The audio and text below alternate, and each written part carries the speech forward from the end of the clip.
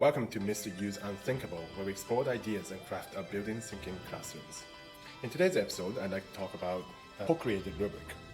So in 1 week or 2 weeks into BTC, you will see that collaborative norms getting established, the classroom norms are getting established, and you want to kind of solidify that and also foster more of these ideas in the classroom.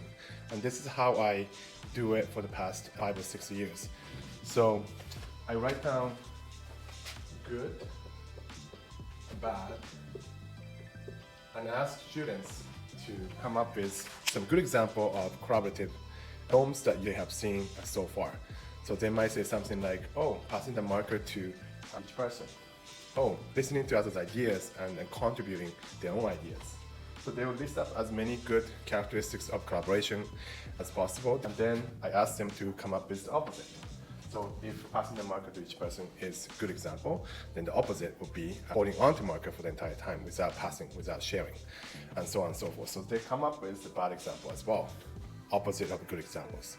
I ask each group to do this and come up with some ideas and then ask them to share at the end. So this part of the group work only takes about 10 minutes, and then I type it out, asking each group to share what they thought that stands out, good and bad. After 10 minutes of that, so total of 20 minutes, I create a rubric, a co-created rubric, this kind of rubric, in a file organizer with just printed paper. So by creating this, we can use this time to time, especially at the beginning. Also, when I see these norms are kind of fading out or getting forgotten, or after a long break, I use this kind of rubric and I ask them during the group work, we're going to assess this. And I have the same paper as well. I choose 2 or 3 groups that I can assess while I'm giving new questions and supporting each group. So after the group work, they can assess themselves and they can give themselves a check. Some points, they might give themselves high marks, some points not so high. And I can have a discussion with 2 or 3 groups that I assess.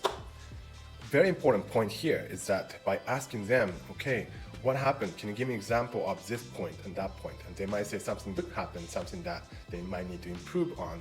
And these articulation really helpful for students to kind of self-assess, reflect on what they did and what they could do better.